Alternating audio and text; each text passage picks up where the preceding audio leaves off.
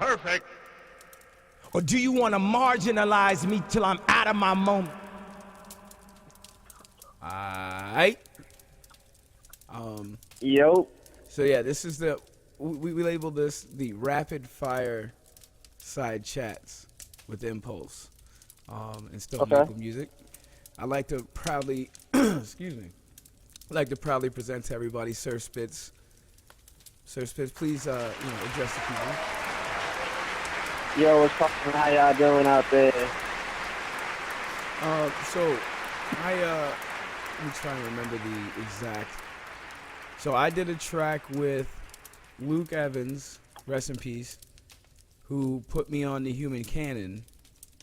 Who put me on? Human Cannon, rep. Yep. And then Human Cannon put me on to Kev. Kev Adventures, that's the homie. Right. Dojo fan right there. Exactly. And then Kev put me on to Pete Bills. Philip Wells on Facebook. He knows. Dojo Top fan as 5 well, dirt. right? Dirt or alive, you know what I mean? Dirt's piling up. Exactly. And then It only gets dirtier. And then I bumped into you. And it's funny because I didn't even know at that immediate time you guys were all squad. We're Dojo all day, Dojo representatives. Yeah, man. So how did that come about? I don't want to. We're gonna do a separate Dojo interview, but I'm curious how did that come about? Okay. In your lineage of your career, if you don't mind breaking that down. No, I got you. So basically, the Dojo originally started actually as a podcast, kind of like this, like I would say.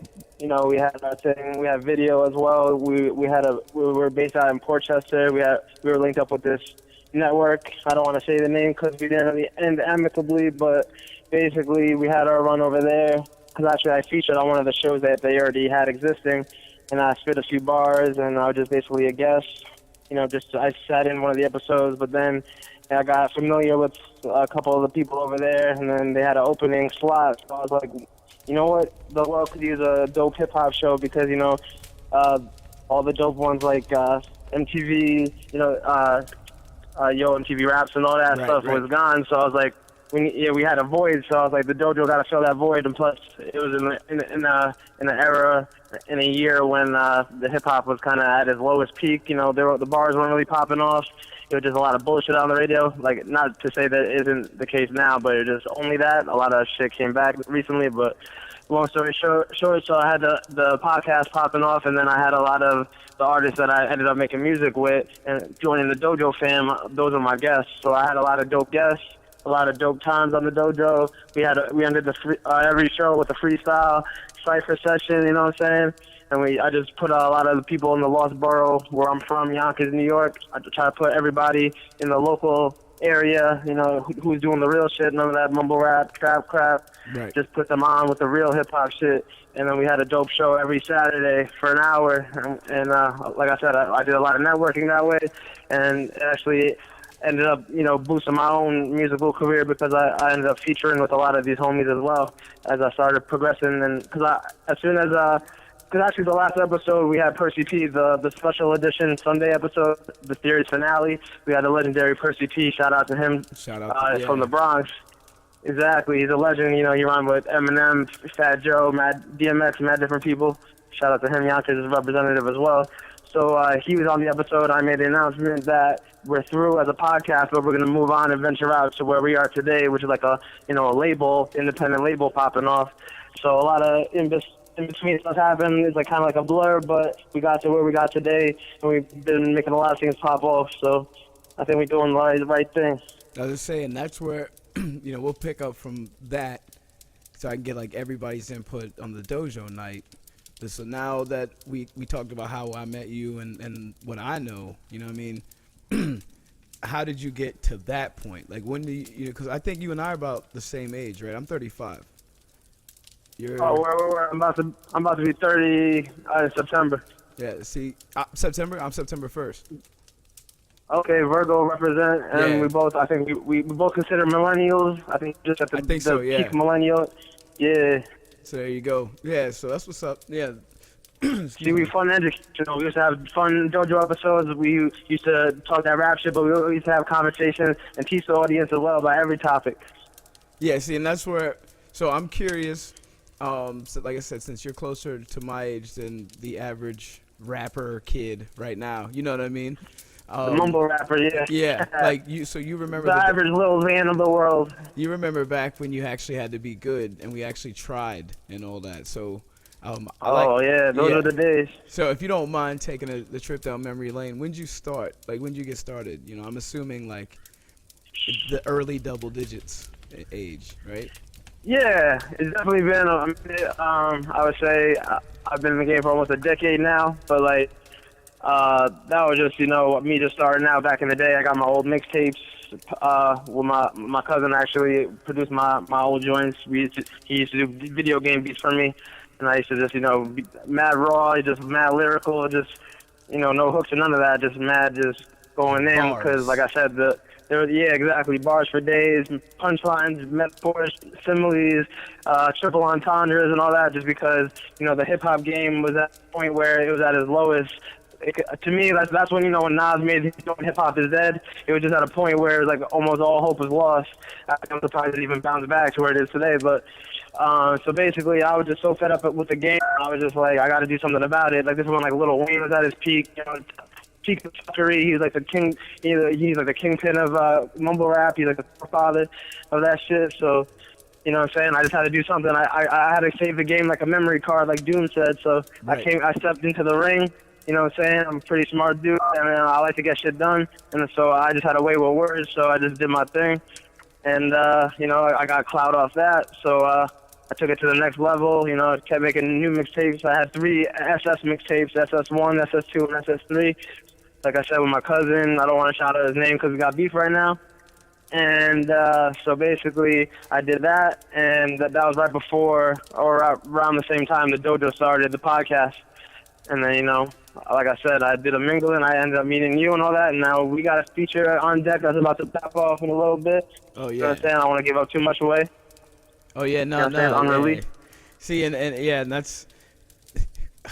like, I don't even like talking about, just because there's... At this point, we're so far along in the mixing and mastering process. We got the artwork. Like, I think I sent it to you. It's ready. Yes, sir. But they're gonna be in for a treat. Oh man, but I couldn't sit still, so I already referenced the next project. And okay. And have the artwork for that. And now I see you be grinding as much as the dojo be grinding. Yeah, and then I couldn't sit still again. So I know you gotta. I'm like halfway Tupac through. Up in there. I'm halfway through the third one. Wow. And I got 2 more EPs, and I got the Human Canon project, which is just me and Human Canon. So I said, everyone got a human product now. The dojo click, he's been blessing us. He's like our godsend for us. And he recognizes real though. I was gonna say, like, you mentioned, Tupac and all that. Like, what's your work ethic right there? That's what the next thing I was gonna kind of not delineate, Allude but kind of exactly nice little segue. What do you consider? Exacto. What do you consider? The not the highlight, but I guess the most key element to your productive process.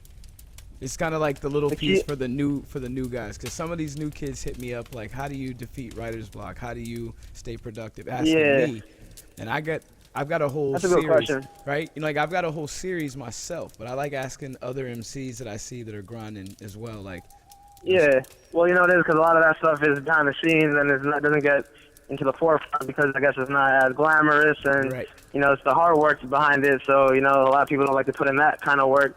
But unfortunately, it's necessary in every facet of life if you want to get someone, take it to the next level. So if you want to get stuff done, what I like to do, well, I come from a business aspect as well because I've been in the corporate world for almost as long as I've been rapping. So, you know what I'm saying? So I'm really organized and diligent when it comes to stuff like that. So that's what I would say. Just you got to stay focused and just be mad organized. And just make sure you got everything in order because if you're all over the place, you're going to be wasting mad time because how they say time is money and all that. So if you're wasting too much time, looking for your rhyme, looking for your contacts or who you're trying to link with and all that, if you keep going around in circles and you don't got, everything where you need it to be, you're just going to be wasting mad time and energy, and that's not productive at all. It's all about productivity, efficiency. You can't work backwards. It's all about working smarter, not harder. So you got a good system. and you got everything. Like, we live in a world right now. I'm a computer guy as well. That's what I did in the corporate world. So we live in a day and age where we got mad technology at our fingertips. So we should be able to have access and means of doing everything mad easy with all this technological stuff we got in place. So if we're not using it, then that's even worse than if we don't have it, because you're just being negligent. So right now we're in the 21st century. We got cloud-based stuff where, I always see people losing their phones and losing letters. I'm like, this is the 21st century. We live in a day and age where we got clouds, storage, backup, hard drives, everything. You could, mad redundancy. You could back it up with no problem, and you just. Like I said, I'd be so organized where I could be anywhere and I have access to my whole discography, all my lyrics, all my beats on deck, and I can make business and do whatever I want on the road, on the go, or at home is my main database, and I just get it popping from there. I mean, I may not have to do my series after that. That's literally, in a nutshell, that's what I always tell the kids. I tell them the first thing is obviously you need to enjoy what you're doing and want to make it, which I think hell yeah, that's implied, right? Yeah, it goes without saying. I mean, nowadays it doesn't, because they got a whole other set of codes, set of ethics. They don't give a shit. So I started They'll be sucking dick for whatever. They may suck a dick just for the chance to suck another one. Exactly, right? So actually, they probably doing it nowadays because they like it. Bro, so I tell these kids, it's like, all right, so first things first, you have to love this music. First things first. Facts. Second thing, what's your objective? So like you said, being organized and focused. So part of that focus is, I want to make 1 7-song EP. That's all right. Boom, write that down or text it, type it, whatever. But yeah, I make lists I got a list full about my lists. You know what I mean? Like that's how I'm able to get everything done. And it's one I feel was the fatal flaw with Tupac. Tedious, but you got to do it. Yo, and that was to me the fatal flaw. Well, obviously Tupac's life fatal flaw was different, but studio-wise, his fatal flaw was not keeping track of his stuff. That's why I said like Hennessy and Enemy like 1,000 times. And Lil Wayne, when he was dropping like 1,000 verses. It was, to his credit, he was one of the forefathers of the game, it was a different world. He didn't have a smartphone or nothing. But I see what you're saying. He didn't have and that's what I'm saying. And so we have access to stuff he didn't. So there's no reason why everyone can't be that productive. And like Lil Wayne, Lil Wayne in 2006, I think, to like 2009. And I think there was like 300 to 400 features, like seriously, that were released. Yeah. And of course, since he's kind of the way he constructs, he's of course repeating a lot of the same stuff, and he's also not keeping track. He's losing track of what songs he's on. Imagine if he just had a list, so that's like, so to me it's like, look what these guys did with that, and Tupac was in the 90s when I was recording through headphones because I didn't even have a mic. Yeah. Now in 2018, like you just said, I'm doing all this on my same computer that I watch movies with my daughter with. So anyone could be doing whatever they want to do now. The labels are obsolete now. Create your own. I love just like I said, I love the way you presented it. And because these smartphones and computers that we have, we may consider them expensive right now, but they're actually the same equivalent as a $10,000 studio, at least. You know what I'm saying? Especially the power behind it, the microchips and the processors we got today, the i5s and the i7 core processors. It shits on anything they had back in the day. So we should have a privilege. We're in the information age right now. We have the power to be able to do anything far beyond anything Tupac does. But I guess we're just not choosing to utilize it. A lot of these mumble rappers and all that. But going back to what you were saying before about how a lot of these dudes operate in the studio, repeating the same word and just not being organized inside the booth. Exactly, because a lot of these dudes first and foremost are leaned up and drunk up anyway, so it's they're belligerent. So I guess even if they tried, they couldn't even do it. But and they're they're also easily impressed. Go ahead. I just want to add to what you're saying. They're also easily impressed with what they're doing because of the drugs. So. Exactly. Yeah, and plus, they got a lot of yes men, surrounding them who are also leaned up and don't even know what the fuck they're talking about, and they're gassing it up just for a paycheck. And like I said, they're in it for the wrong reason. But now, because you know how everyone there's that folk rumor that Biggie never wrote anything down, and then because I actually came from Jay-Z, believe it or not, Jay-Z never wrote nothing down. So these two lyrical legends, rap hip hop gods, behemoths, just because they did it doesn't mean everyone can have that ability. It's kind of like Jordan, how he played. He kind of was selfish with the ball. He did all that shit himself. It kind of spawned a whole generation after him trying to be just like him and try to do the same shit that he did. Meanwhile, not everybody's built like that, so some people can get away with it, some people can't. So then you got people coming into the booth trying to do that. Meanwhile, their shit sounded like straight doo-doo, because even Nas said it was written, so it was written for a reason. Because to me, the best freestyle is still not as good as the best written joint you could do. Oh, and a lot of these kids don't realize. I'm actually gonna do a video where I show kids. It's gonna be called "Write Like Lil Wayne." And I'm gonna show them how you would write a song without writing it down. A lot of ad-libbing. It's just ad-libbing, and literally, so saying I didn't write it down doesn't mean you didn't construct it a word at a time. It doesn't even mean it doesn't mean you freestyled. These kids are like, man, Lil Wayne freestyles every verse. I'm like, no, you read into I was like, I've watched his process. It's actually pretty smart. I do it when I'm referencing. Like when Eugene sends me a bunch of tracks, I put the beats on and then I freestyle over and make the choruses up. Almost all my choruses are freestyles for my references. And then it structures the track. And we've all written like 3 or 4 lines at a time in our head. Like but these kids, they don't know the mechanics, and that's what I was gonna say. Lil Wayne didn't start freestyling. Jay-Z and Biggie, when they were teenagers, wrote first, then developed the mechanics, then became elite where they could do it. These kids go, Jay-Z didn't write. They skipped all the hard work. Exactly. Just like you said, the behind-the-scenes work. These guys have no idea how much time is spent building mechanics. Yeah, man. Like the Jordan reference. The kids weren't practicing like 1,000 free throws a night. They were just practicing the dope shit. You know what I'm saying? Right. Now, the tongue there's actually a common misconception. Yeah, exactly. But there's even a common misconception about what a freestyle even is, because KRS-One even cleared it up. Like freestyle does not have to be necessarily off the top of the head as well. You know what I'm saying? Like that kind of got mixed and matched together, especially in this area. I mean, I guess it depends, location to location, what different slang means. But you know what I'm saying? A lot of people around here say freestyle and they imply off the top, but that may not be necessarily the case. Because freestyle actually just means, you're just styling for free. There's no hook or nothing. You're just going in, doing whatever, like on a random instrumental. Just got random bars on a random instrumental. But like you said, a lot of people ain't built like that. I remember the freestyle. I remember we used to just, if we weren't say let's freestyle. When I was younger, it was literally like we would just start rapping, we just cipher, and some people had verses, some didn't. I always had verses, so I almost never came off the dome. But you knew that I was, because that was my safety phrase, coming off the dome or whatever, right?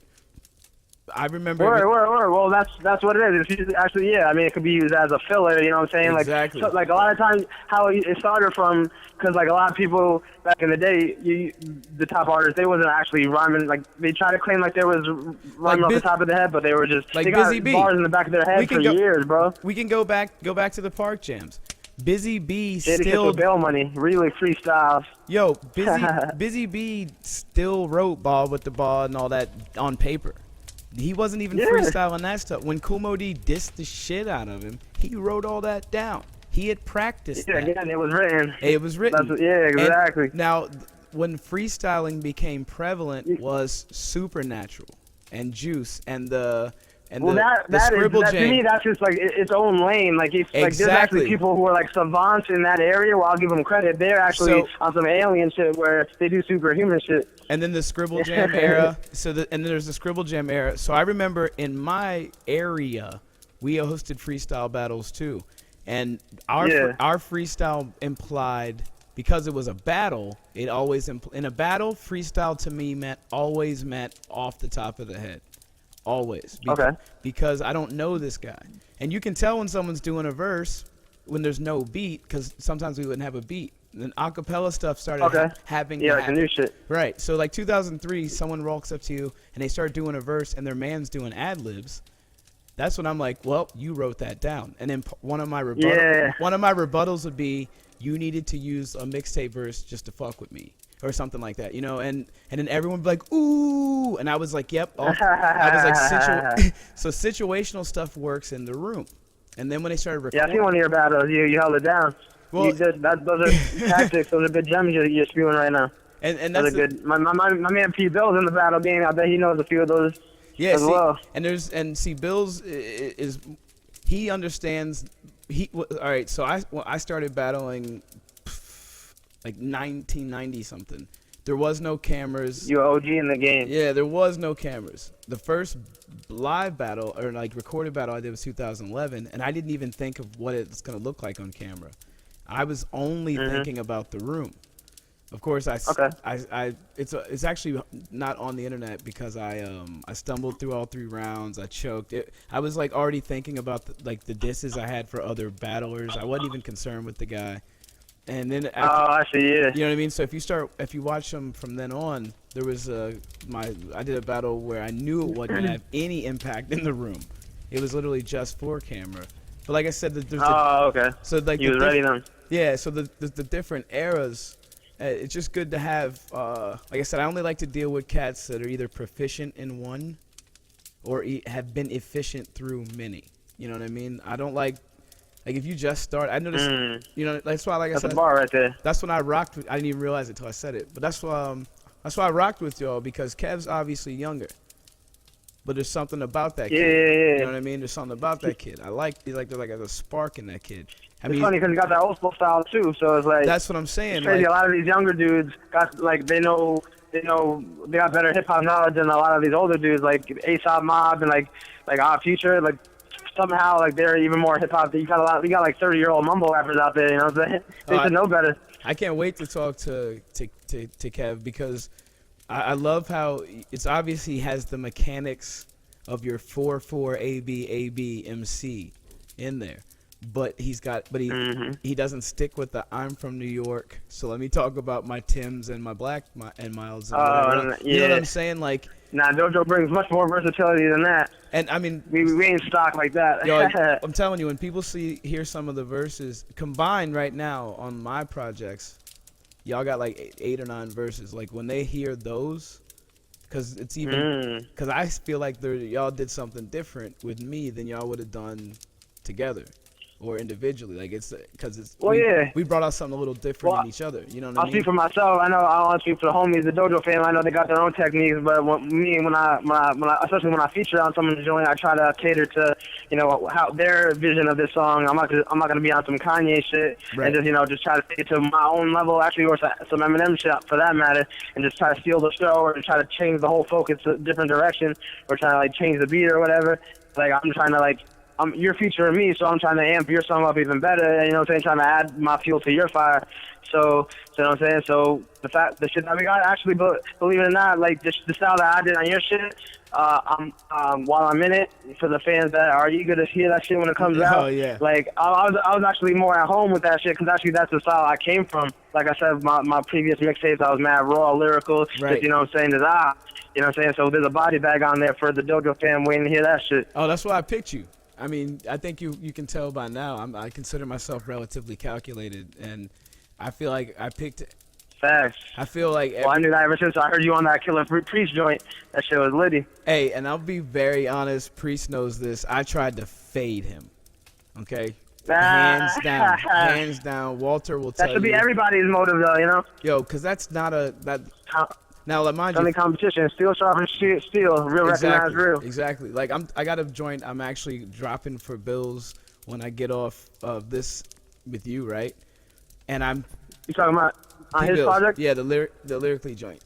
I got my verse for that. Oh, I think I peeped that. Yeah, I got the Dojo exclusives. Yep. See, I'm literally looking at my verse right now. It's okay. It's ugly. You know what I mean? So with that being said, like but I'm not trying to overpower the track. Like I'm in the lane.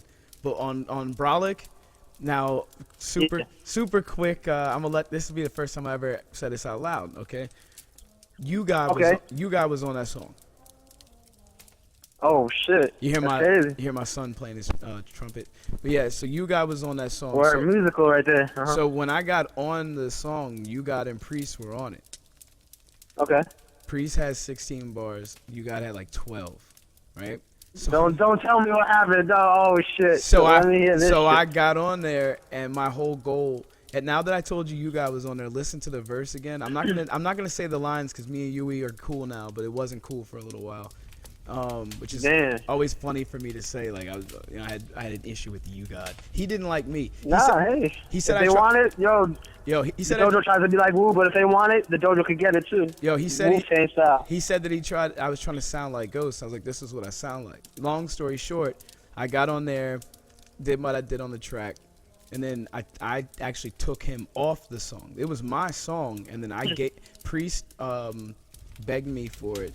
Not like on his hands and knees on like a sucker or nothing, but like requested it every time I saw him for like a year and a half. Kept being like, yo, you ain't put this song out yet. Come on, Elohim fam, Elohim is Pulse. Come on, Pulse.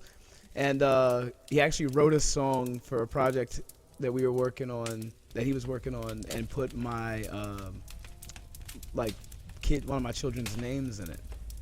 And I was like, all right, yeah. And I was like, all right, you can have the song. You know what I mean? Now Priest is. It's one of those dudes I probably see him once every 5 years, but it's like he gives you the hug that you can like get lost in.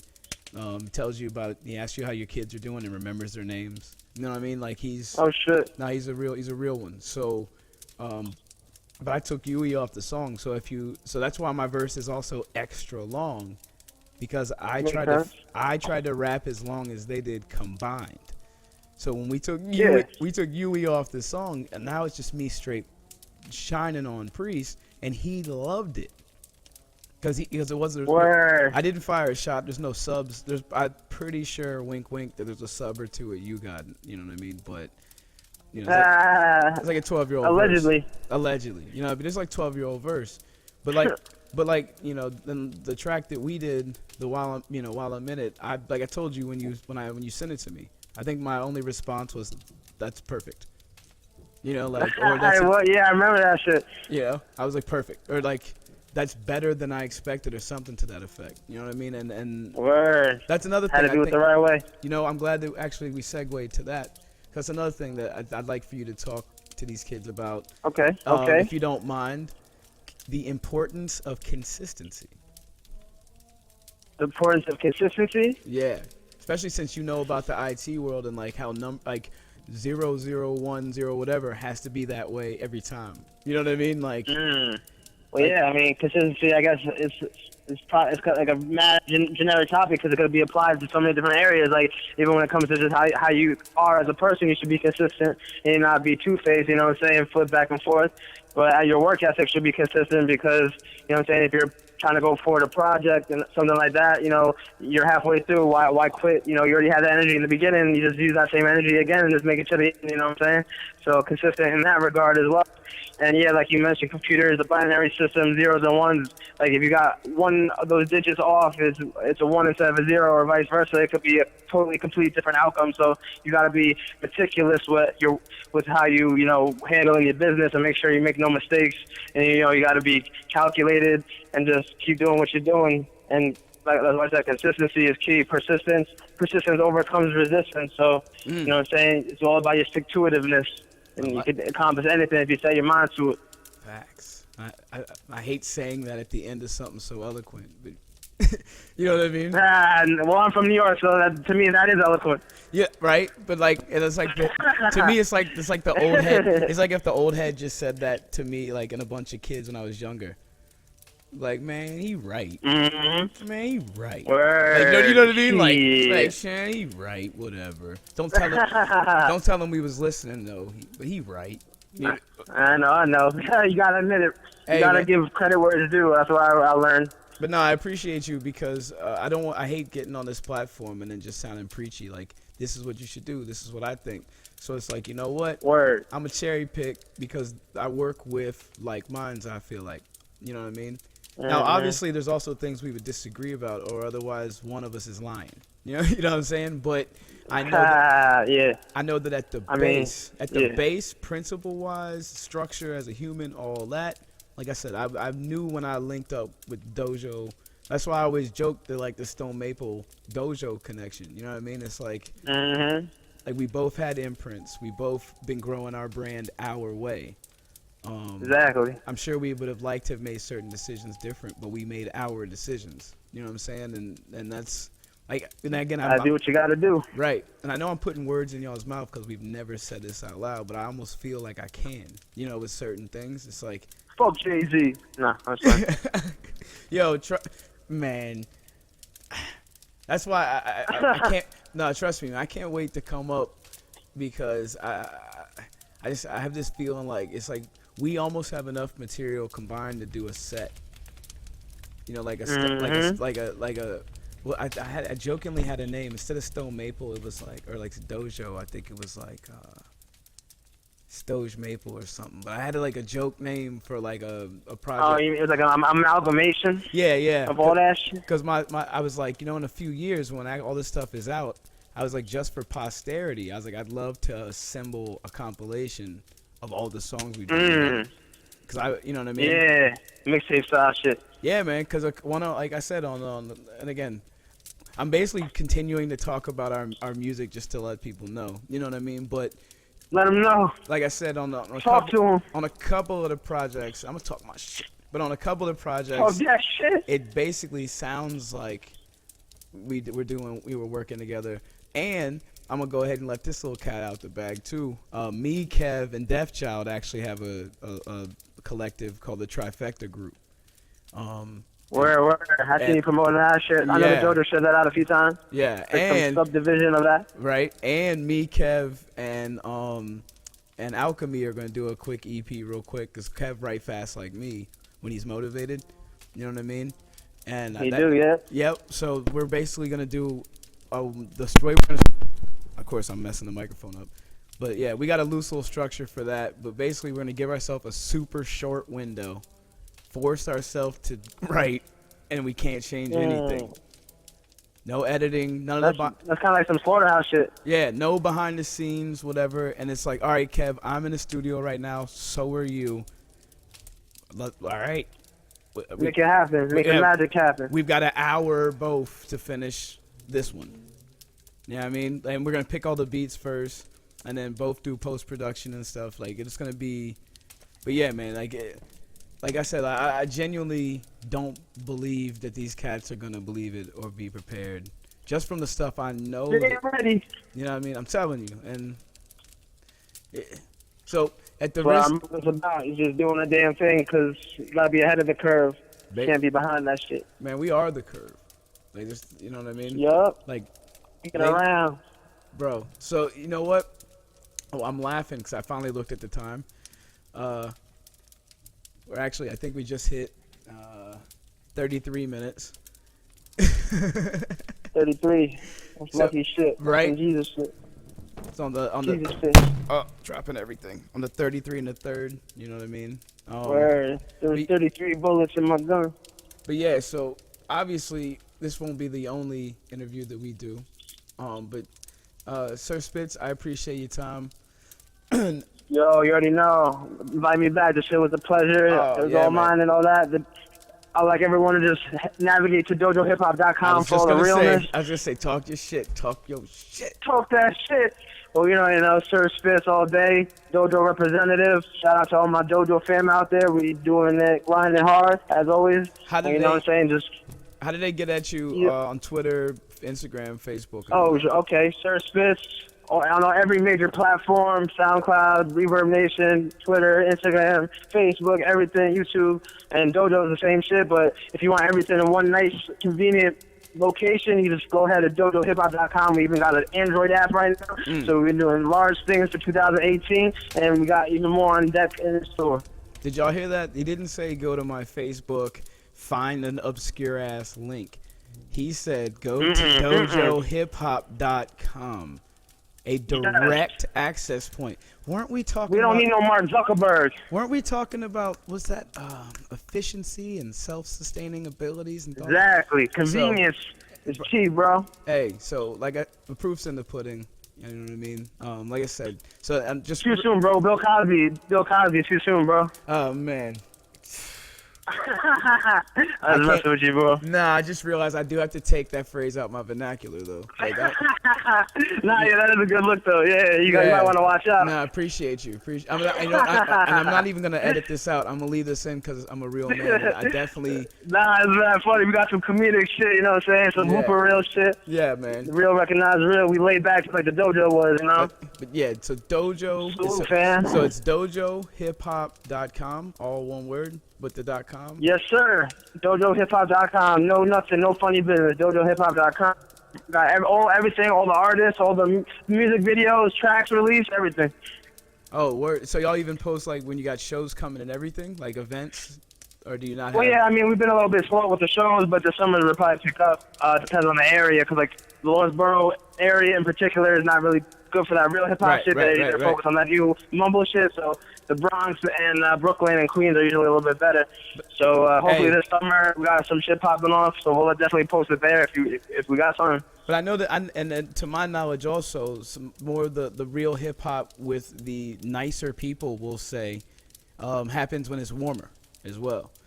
You know what I mean? Warmer, exactly. Yeah. Way back, you know what I'm saying? You don't gotta be worried about nothing.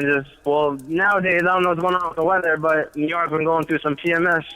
Yeah. Mother Nature's been popping off. Yeah, no, that's what I'm saying. I've been down here like posting, just like cloudless down here for like 3 days straight, and I'm like, okay, that means something going on somewhere, you know.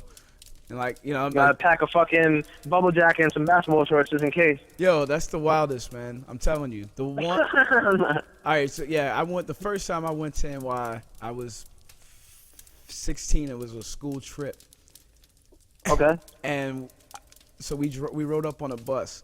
We got in it was like 6 in the morning down here. We bundled up just because it was like 6 in the morning, and it's like April. Yep. So we get up there and it's down. Yeah, exactly. We get up there. We get off the bus. It's noon, 1 o'clock. It's still cold, fam. Like still cold. Exactly. And we're used to like grass and pastures, and I can walk a hike, nature hike, right?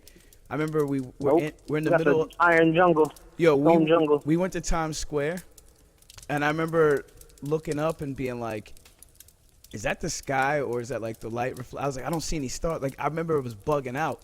You know what I mean? And hypothetically speaking, I may have taken something on the bus that was like hitting me a little harder than I expected as well. But yeah, like I remember feeling you were tripping out. Yo, you were taking a real trip, son. I remember I had two feelings, and I'll leave you with this, and you let me know how off I am. I had two feelings about NY, right? I literally had the if I could survive here, I could survive anywhere feeling.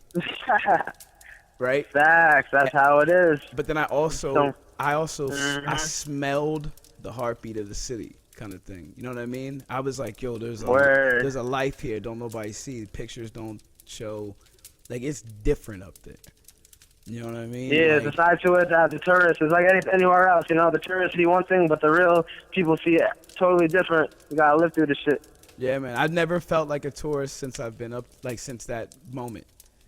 Like, I can tell you already down like that. You know, you already got the pass, especially you got the dojo pass. Right. You don't gotta worry about nothing. And I'm not gonna neighborhood drop because I don't know who likes who. I know there's some politics with some of the places I go up there. I'm not involved. I'm not involved. You know what I mean? But I know there's like a couple places I've been in Brooklyn where like some of the guys I hang out with in one area can't go hang out with the guys in another place. Mm-hmm. So jurisdiction. Exactly. Hey, and like that's not my politics. It's not my place. Mm-hmm. You know what I mean? I'm OT. I keep my mouth shut. You know what I'm saying? No one's ever aggressed me. Not once. And not because I'm tough, but it's just respect. I'm up there. I'm good. I did stand on one corner too long. Wearing I guess the wrong whatever, and NYPD definitely wanted to talk to your boy.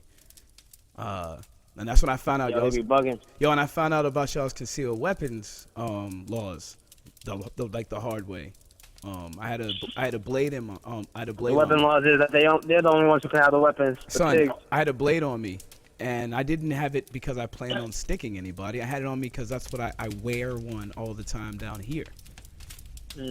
Right? I didn't think anything of it. I wanted a bodega. Safety, security. Bro, I wanted a bodega with a buck knife on, in like the heart of Brooklyn.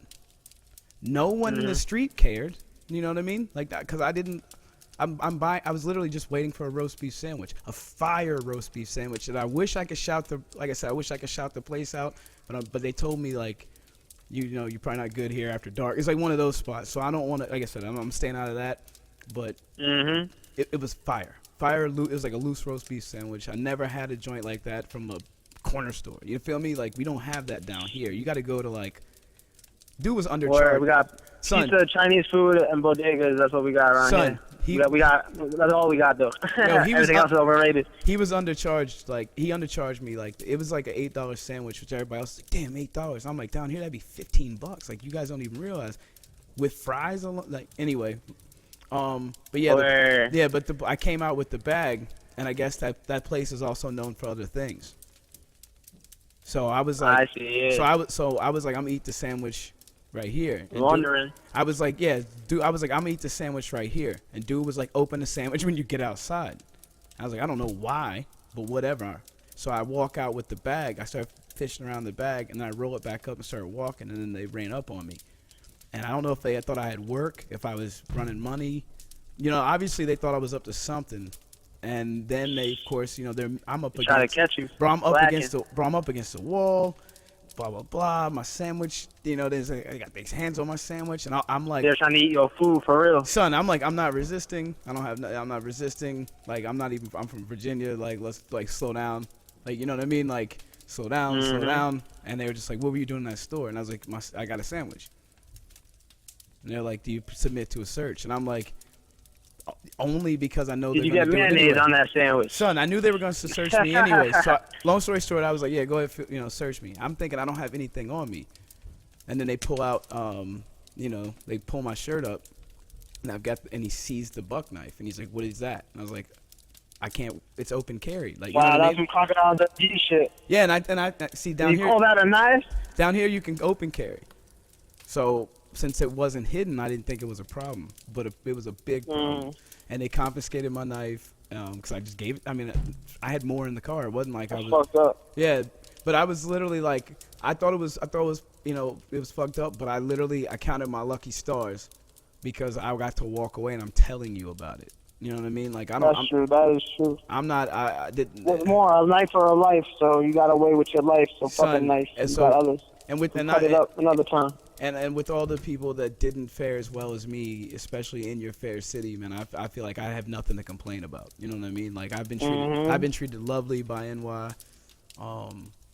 You know, that's all. But yeah, some people get worms from that big apple. Hey man, just look. Just don't go up there looking like a Vic. Somebody gonna get you. It's too. Again, man. Exactly. If it happens to the locals, it's gonna happen to the yokels. So don't. You know what I mean? Don't come up there. You can get robbed down here too. The locals gonna yoke you. Hey man, people get robbed down here too. Like I have nothing. I got nothing to do with it. I'm not saying that I have anything to do with it, but you know, a Vic is a Vic wherever you're at. So. Anyway, I got sidetracked again. My brother, it's been a pleasure. That shit was crazy. That was a crazy anecdote. It proves a lot of points we made in the combo, but yes, sir. Yo, you're doing out here in New York is crazy, but you gotta do what you gotta do. Hey, you gotta do what you gotta do, man. And like I said, even if something's quote unquote taboo or crazy, those are just human emotions combined with words. Logistically speaking, it's a part of society. It happens. It's a microcosm of the planet. You know, blah blah blah. Like you know what I'm saying? I ain't seen nothing or heard about anything where I'm like, that would never negatively happen anywhere else in the world. But there's positive shit that I've heard. I'm like, that could only happen in New York. You know what I mean? Like certain. Exactly. I don't know. Maybe you know. I ain't trying to like. It's a city that never sleeps, but some people can't handle that. It's like, look, some people man, be part of that no sleep gang. Some people get fucking delusional. Like I'm VA all day. I'm a country kid. I'm 2 up, 2 down. I'm not click hopping. or anything, you know. But like I said, I can respect. I always revered and respected, you know what I mean, as the birthplace of Mecca. Obviously, you know, repping Sedgwick and Cedar, you know. But yeah, man. So, by the way, I'm asking you this out loud on here so that everybody can be prepared. Coming after the interview, since the interview ended up being closer to an hour, we're just gonna go ahead and rock. Sir Spitz is gonna send us as much material as he wants, and the whole 2-hour show is gonna be Sir Spitz. So. Oh shit! It's an honor and a privilege, bro. Good looking out, homie. So I'm gonna check. I got you with that. I'm gonna check the time now. We're rounding out at 45 minutes. I'm gonna need an hour and 15 minutes of music from you. If you do not mind. That's gonna be quite simple. I'm gonna hit you with some crazy gems, some pop hits and all that. I'm gonna give you a litany, a cornucopia, a plethora of all my latest hits and jams, bro. A myriad even?